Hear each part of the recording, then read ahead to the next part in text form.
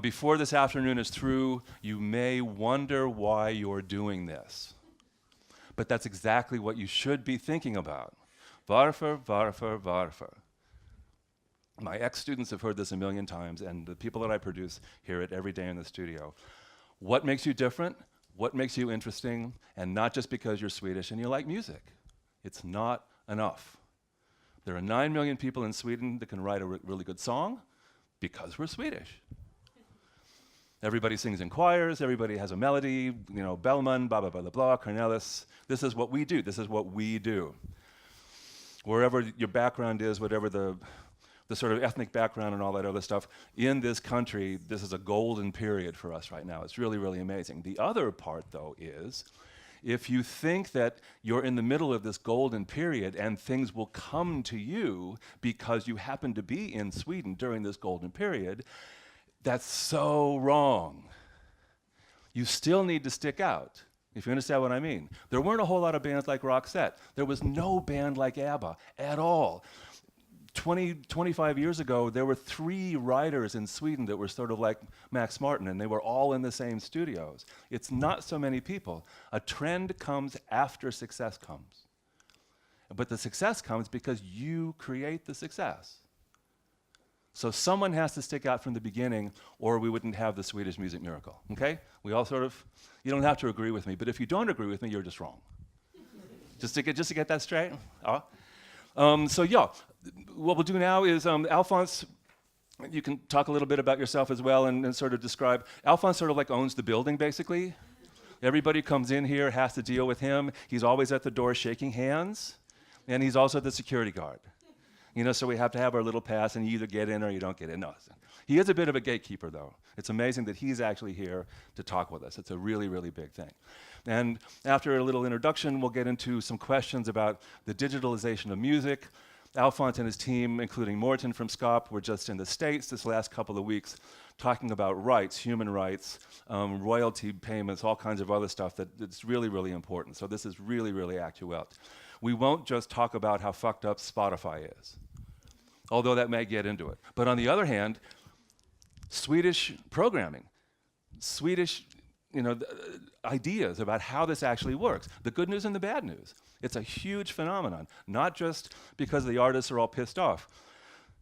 We have to question everything all over again. Again, there's a gigantic, envelope that we're in. There's a wave that we're in right now. And Alfons is right in the middle of it. So, Alfons Karabuda. Tack så mycket. Thank you. I don't know, jag vet inte vad som är bäst egentligen. Vill ni att jag svarar på svenska? Vi har en amerikansk gäst också. Är det någon som tycker det är jobbigt om jag försöker prata engelska? Nej? Ska vi göra det? So we'll try to do it in English. No, His English is better than mine. Okay, so maybe just a few words on who I am. I'm a composer. I'm not a very good songwriter, but I'm a pretty good composer. I do music for, basically, I've done most of my music for film and theater, where I've been forced to do a few songs as well, and that has been really fun. But I'm specializing in depressing music. He's in the right country for that, isn't it? So I think I can make you cry. I don't think I can make you dance, though. Other than that, SKAP, I think you know what SKAP is now. I would say that the most important thing now, in order to actually have a say in this business and to be able to influence, which I think SKAP does, is that we are active on different platforms. Because the music business and the cultural sector has often been very niched, and we've been fighting each other, not very productive. We've been fighting with colleagues creating in other genres.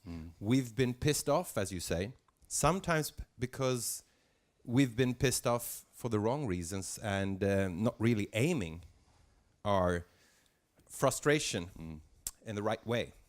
So I think, and in the right direction. So I think, let's focus on the right things, be constructive, and also keep on being pissed off, but for the right reasons and knowing who to aim it at.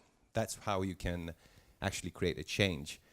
So some of the platforms that we are active on, I am a board member of STIM, chair of SKAP, chair of the Polar Music Prize Committee, and also internationally, I'm the chairman of our composer and songwriter colleagues in Europe, and also executive vice president of International Music Council, that is the biggest network of music organizations in the world, with a reach out to 200 million members. I don't know them all.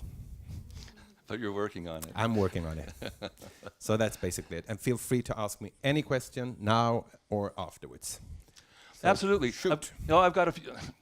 I've got a few questions that Gabby and I talked about before. We'll sort of focus on digital music and sort of where that's going from the beginning. Alfons and I have some things that I think it would be really important to discuss from SKAP and STIM's recent work, and then raise your hand for questions and stuff like that, and we'll just keep things going. I've got a few questions that I'd like to get into to make sure we cover a couple issues before we sort of open it up. Is that okay? Okay. So, boy, the future of digitalized music. This is a little bit of a generalization, but we're all in the middle of Spotify and Pandora and rights, and the groups that Alfons is working in, as he described, are dealing with everything from as he does, moral rights to the real rights to where the money's coming from, where you can get it, who do you call yourself, how international is international, and there are a lot of things that are culturally a bit of a conflict as well. And Alfons knows more about that than most of us because he's actually going to these international meetings. It's a big thing. But I think generally maybe the first question could be, as a music creator, in a general way, what's the digital phenomenon for you? Is there a way you can get in to that conversation? Well, I think the good news is now coming from this meeting that we actually hosted in New York with the representativity of really a global music industry. We had on highest level from Spotify, Pandora, the tech companies, and our colleagues globally.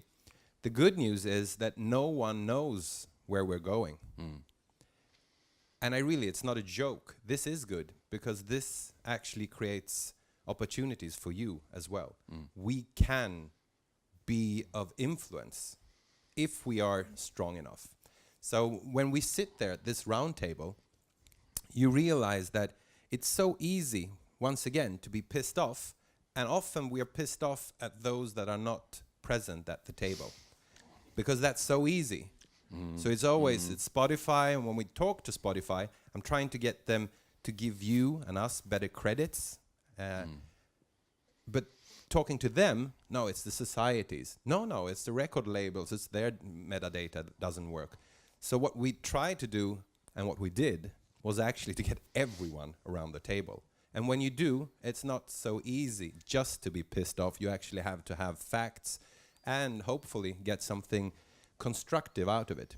So once again, the good thing is that not everyone around that table is totally sure of where we're going, and they need each other. And they definitely need you and us, because sometimes we're seen as, I wouldn't say a victim, but someone that is in need. We need a career, we need money, we need a chance. But the fact is, and this is what I say to the politicians that we meet on EU level, they don't see us as in the way that I would. And I explain to them that we are inventors. We invent music every day, and we are the venture capitalists. We invest with our music in those fantastic tech companies that the politicians like. We invest our music in order to make their company possibly flourish in the future. And this is what we did with Spotify. This is what we've done over and over again. And this is fine, but we should have the respect for us having that role and also having a better piece of the pie, of course. As some have had, then we weren't as organized as we are now. But as I had a talk with a YouTube representative in Nairobi quite a while ago, and he was trying almost to make me cry, because he said, well, you know, Alfons, YouTube, you know, we don't make any profit. No, but Google makes billions of billions. And I told him, well, it's fine. I mean, you don't have to pay us money. We can just have a piece of your company. And, and he started to cry while running away from there. So I think that we have to have a pretty sober view on us making the content, even if some people don't like to call it content. It is music, but still, you know what I mean. And without us, there will be no services in the future.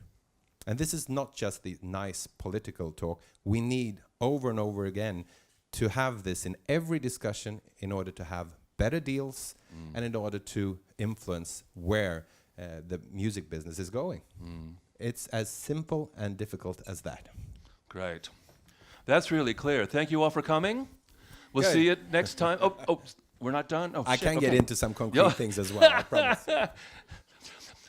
One of the things that you were saying, with everything that's in the news right now, everything from Paris to Syria to everything else, I think one of the things psychologically that's interesting to me as a content creator and as a political person and as an invandrare, living here, is that, and we were talking about the United States, this is related. I'll actually get to the point. I will, believe me. Living in extremes is really interesting. The United States, James Brown, bombing.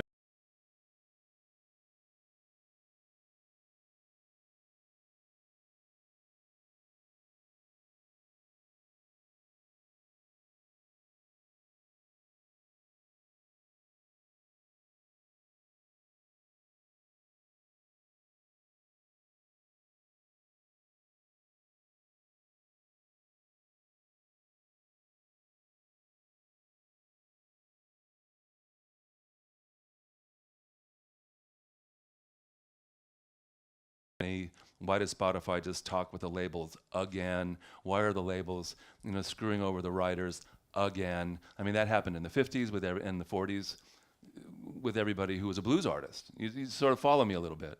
There was always something unjust in the music industry. Always, always, always, always. This Spotify Pandora thing is absolutely not new.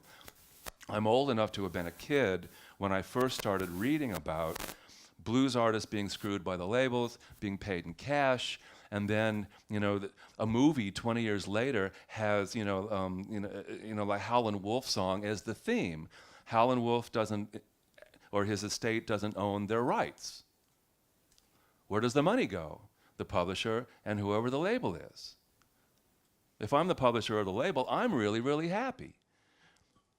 Because Howlin' Wolf is either dead or he doesn't have legal representation to go, where's my part of the money? You understand what I mean? So 50 years ago, it was another way of looking at exactly what I feel we're looking at with Spotify.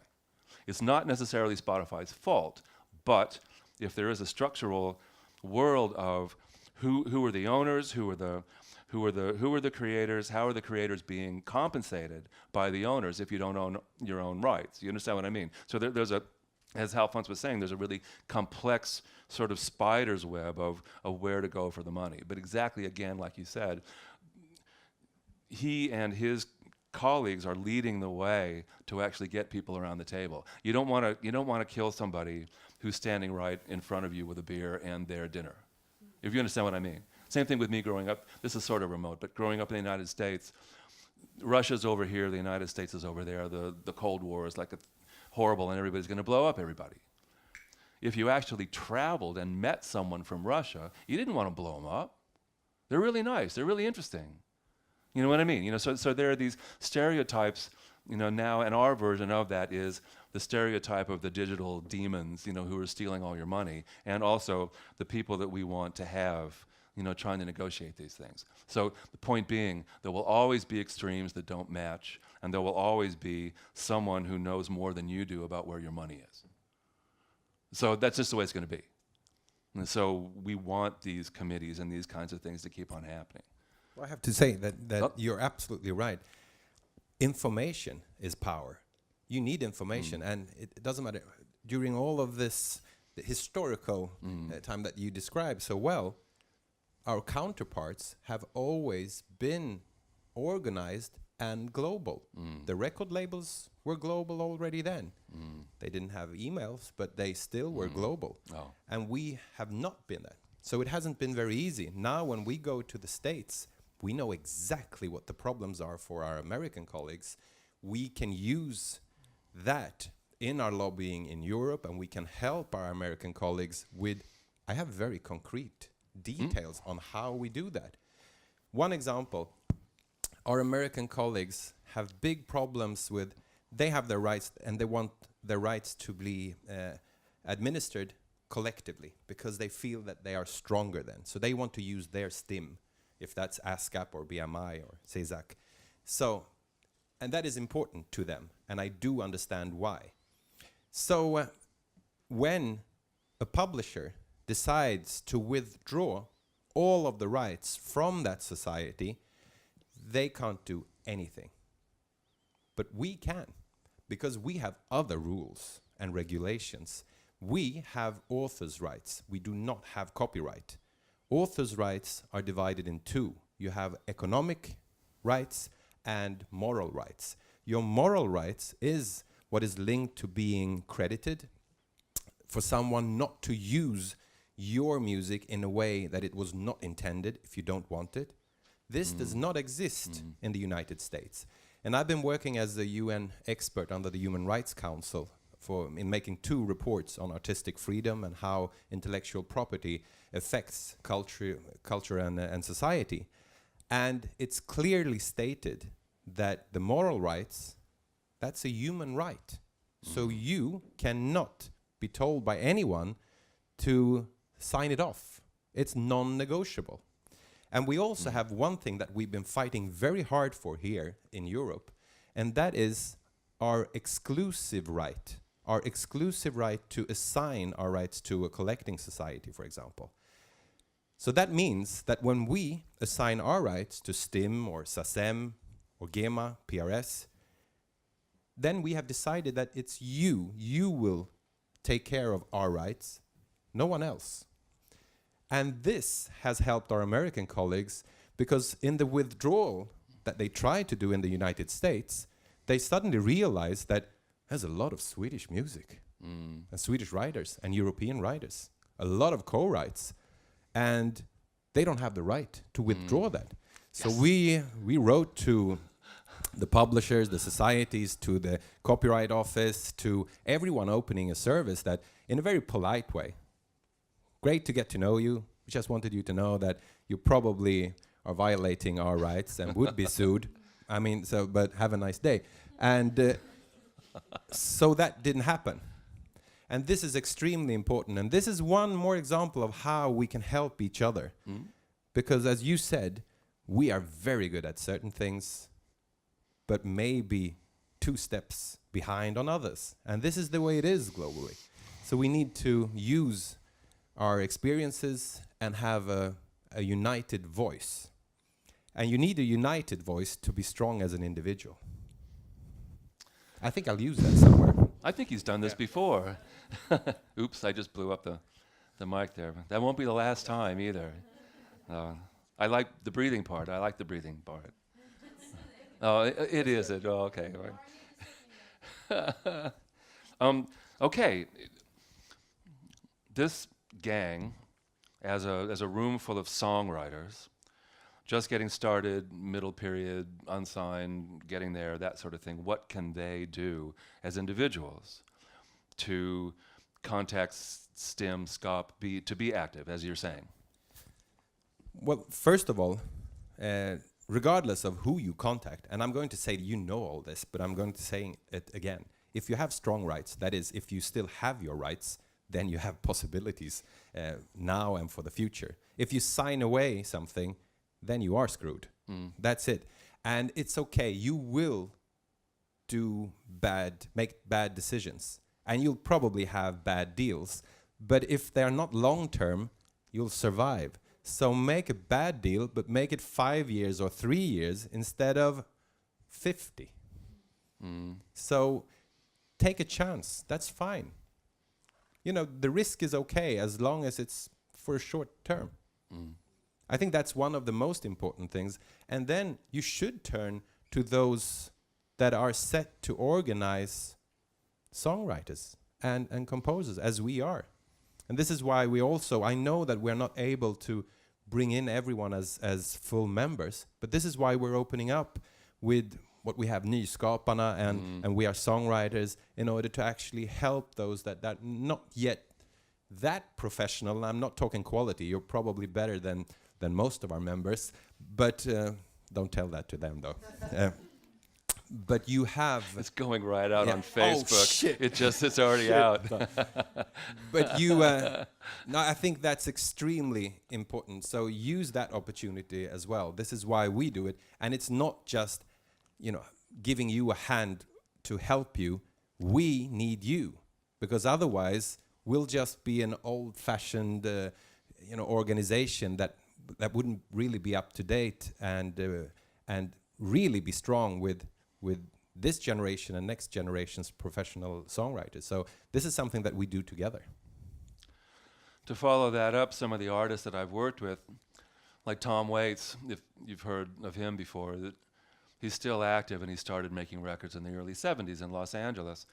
He had a really high-powered manager in the beginning. His manager at the time was handling Frank Zappa and Captain Beefheart and Linda Ronstadt and Tom. So it was a pretty good, Los Angeles singer-songwriter, weird-ass, storytelling kind of thing. Really, really powerful manager. So powerful that in the contract, Tom signed part of his publishing rights to that manager. Oops. As part of the, that's what's standard in the industry. There's nothing standard. Oh, right. Here's another thing. If anybody says sign something because it's standard, they're lying. There is nothing standard. There are a bunch of paragraphs that appear in a lot of contracts in a very similar manner, but the numbers that you get and the step up that you get and the royalty rights that you get, and as Alfons said, the number of years that you're covered on your contract, that's up to you. That's up to you and your lawyer.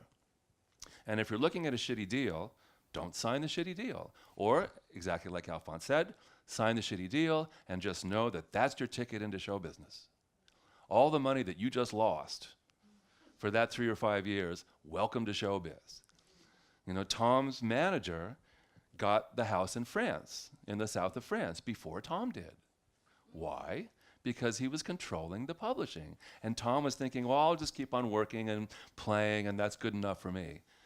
It finally hit him, like 5-10 years later. It's like, whoops, Jersey Girl, covered by Bruce Springsteen in the late 70s. Tom wrote it. Where did most of the publishing go? To his manager. House in the south of France. So actually, for a lot of you, think about going into management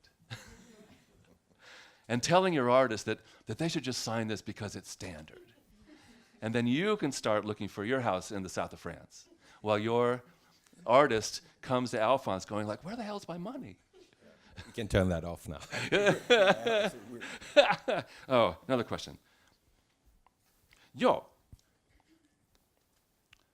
How can they, if they've got a publisher or they're their own publisher,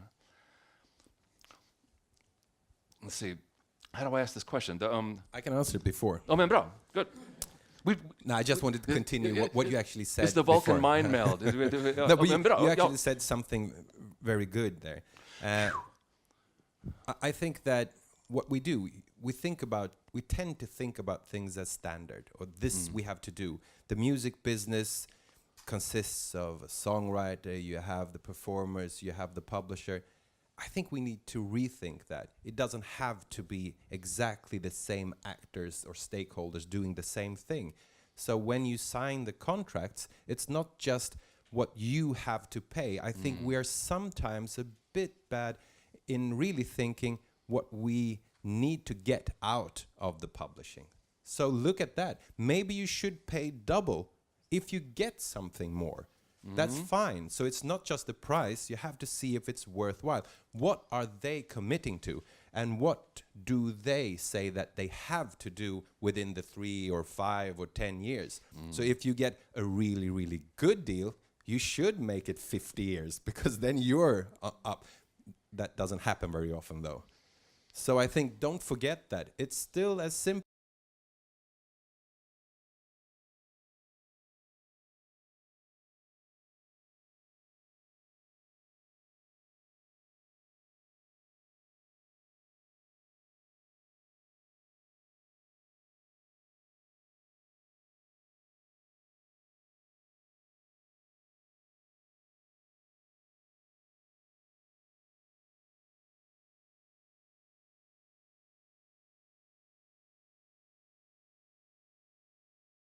screw me over. When Kelly and I talk when we do an interview, we're gonna talk about that a little bit with her own experiences as a successful songwriter, dealing with contracts and that sort of thing, very much related to this.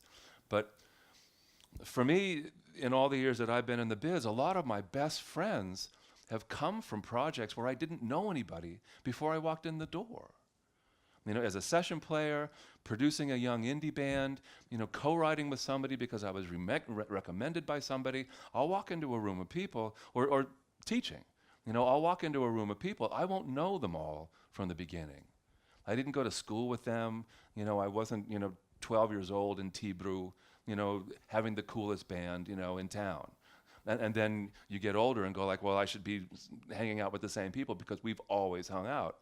Are they the best bass player? Are they the best accountant? Are they the best cook? Are they the best travel agent that you've ever met? If they're your friends, go have friends. But you need professional friends, not friends like, no one's going to screw me over, because you're absolutely going to get screwed over. But who do you want to be with during that first 3 or 5 years, like Alfons was saying? I think that's a big thing as well. It's a personal relationship too. And if you can look at somebody in the eye and go, are you screwing me over? But in the nicest possible way. Because you're the content creator and they need the content, they're representing you, whether they're publishers or managers. They need you as well. I think Alfons is driving this home, and we can't drive it home too much. You are the content creator. You are the content creator. There is no business of publishing or distribution if there's nothing to distribute. It's just mathematically true. But yeah, you'll make shitty deals. Directly from a SKAP point of view, the SKAP organization or STEM, can you talk about sort of some structural things and administration things that everybody should know about? I mean, a lot of you are members, or going to be, and you know a lot about this stuff anyway, and Gabby's way enthusiastic, so that's really, really good. But from the boss's point of view, this building can provide what? Well, first of all, the difference between SKAP and STEM. SKAP is an organization that really looks after the songwriters and composers. We see STEM as our tool, and we are part. Actually, it was us and our colleagues that saw the need of a STEM and created that. So it wasn't the other way around. And the collective rights management system, yeah, you didn't know that? No. Well, now you know. Oh. So there were actually a bunch of, I'm sorry to say, but it was pretty old men actually then. As opposed to us, of course. Yeah, but the gender equality, seeing that historically, we are trying to do what we can through SKAP in this, but seeing the ones actually in charge of the organizations back then were too often men. But what they did was they met, they had a lot of beers, and they saw this need. And there's a huge difference between a collecting society and a private organization. And I can't stress this more, because this is the members' organization. This is our tool. And it's really up to us what we make out of it. We are in governance. And when it comes to a company, we can actually hire or fire the CEO. In a private company, we might not even get a meeting. So it's extremely important knowing that. That's the difference.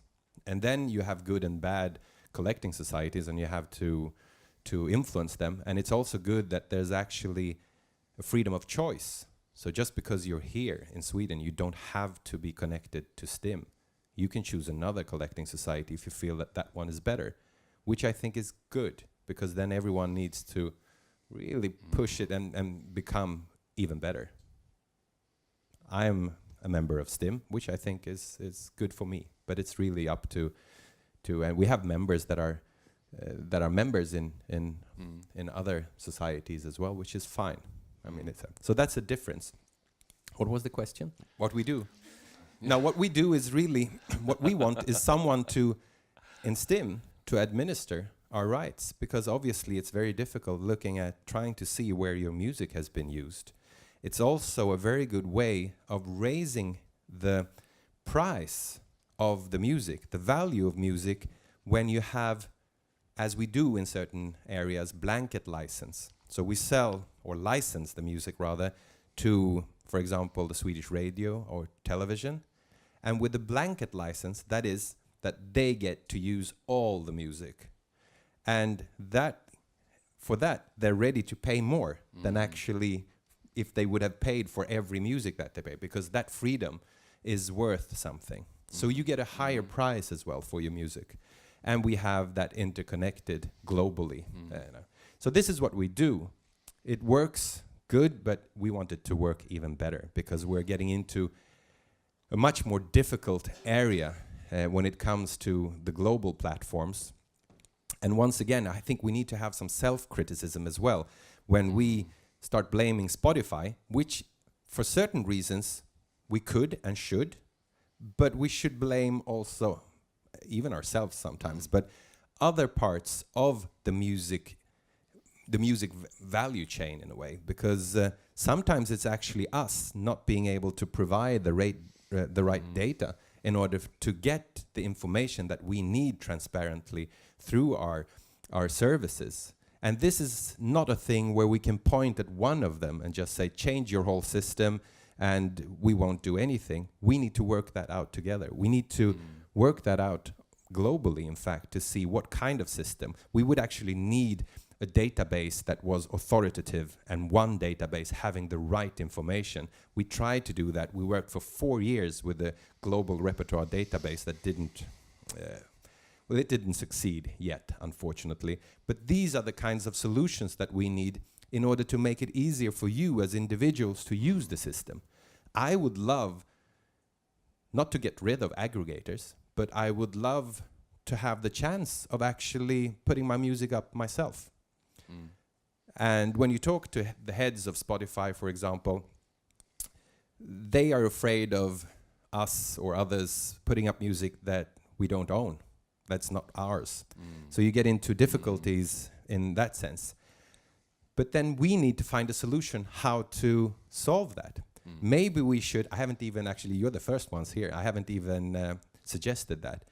But I think that if you say that it's okay, I will suggest it to the collecting society. Maybe they should be the ones being able to grant that kind of an okay, because we're already part of a collecting society. If that could be, they have the information about you, if you could be granted the access there, and once again, I haven't told anyone this, but I think it would be a pretty good idea actually to easily just have this direct link with a service. Should I suggest this? Yes. Good, then I will. So that's part of the business. And then of course, STIM has the possibility of having legal services that actually, when TV stations or others don't pay for the licenses, they're able to take them to court as well. It doesn't happen often because it's quite, and it's not good for anyone, but we still need to have that option as well, which is very difficult for an individual to be able to do. So I would say the STIM is the tool, and it's not difficult to be not a member. We say ansluten in Sweden. Not everyone knows that you also can become a member. That doesn't take very much. You just need to earn, I think, 200 kroner a year or something for 3 years. And then you apply to also become a member. And then you can influence STIM, because then you have a voting power. So for every one of you that are able to do that, do it. Absolutely. But SKAP does so much more, of course. Oh. SKAP does these great collaborations, making it possible to network. We have legal services. Our members have a few apartments that they use in some countries to be able to get inspiration and write. We're making a lot of things. We are, of course, part of this, of Musik Sverige, Export Music Sweden, Statens Musikverk, and we are basically involved everywhere where our counterparts don't want us to be involved. There are going to be several more, I would think. You have a hybrid called Cobalt, for example, in the United States. STIM has had very close collaboration, but not now they're actually competitors. And I think that competition is good. For me, it's not as interesting because I very much see the importance of having the whole repertoire.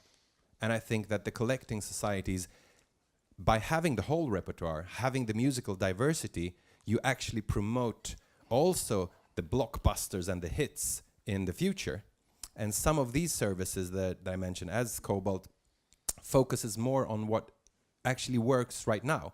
And that is also important. So it's just different ways of being able to use the money. And then, of course, you have services that I wouldn't call services because I don't like them very much. Sorry, but that's just me. I think it's it's when you're suggested that you sign off all your rights and sell your music, and I don't like it. I've never done that.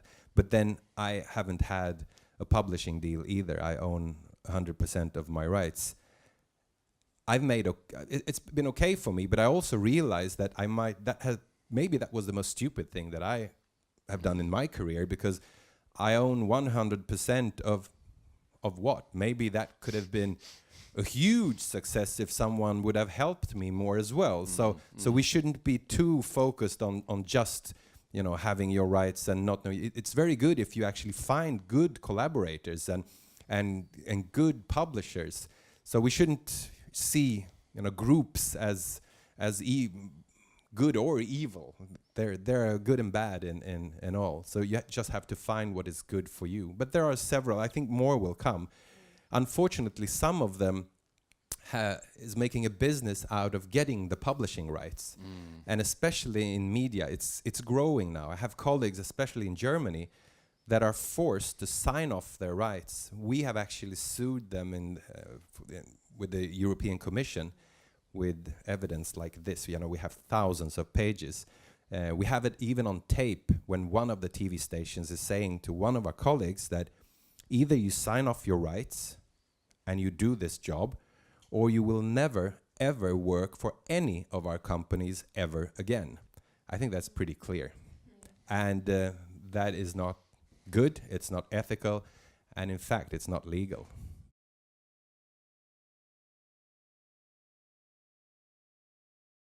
We don't have that difference in law in the same way. It's not really that. It's how we implement it. It's how we interpret it. So we have the possibility of citation from, everyone has a possibility to citate something from a text, or just to be able to show it's from here, but you don't use the whole text and say that, well, I just took that to show, because then you're using the text. It has a lot to do why you are using it. Are you doing this for commercial reasons? Is it really a parody, or is it just your take on the song and making money on the back of someone else? Should that be a collaboration? I realize that sometimes you just want it because it's good for you, and maybe it's good for actually the ones that's writing this that wrote the song as well. So I think the most important thing is probably to have easier access and links to those that holds the right, because sometimes you have a problem actually reaching them to get an answer. I think personally I would respect a no, but it's very difficult if you don't get a no, and if it takes forever. So, and maybe we have different views on that, but since I'm working so much on these rights, and it's not always for entertainment, I see colleagues being abused. I see colleagues that actually are first beaten, put in prison, death sentenced, and they're using their music by the same people that are putting them into prison, and saying that they're using their renommee in a way also to help their dictatorship. And I'm not saying that you're a dictator now. So I know that I'm pushing it a bit far, but what I'm saying is that sometimes it's difficult if you change the law. It's not only the nice, easy things that gives you a possibility to have access or do things. You actually change something that could be very, very difficult and dangerous also, seen from the society's perspective. Yeah, I agree. But it's just interesting, for example, that YouTube has thousands, millions of parodies, and they're making a lot of money off it. Yeah. So, and not necessarily the people who owns the parodies themselves even. So. No, but once again, just because it's there doesn't mean that it's okayed by anyone. No, I know. There's also several versions. There are ways of using music where the rights holders have decided not to do anything against it because they don't see this as a threat. They actually think think it's quite funny, nice, good. But that's the difference.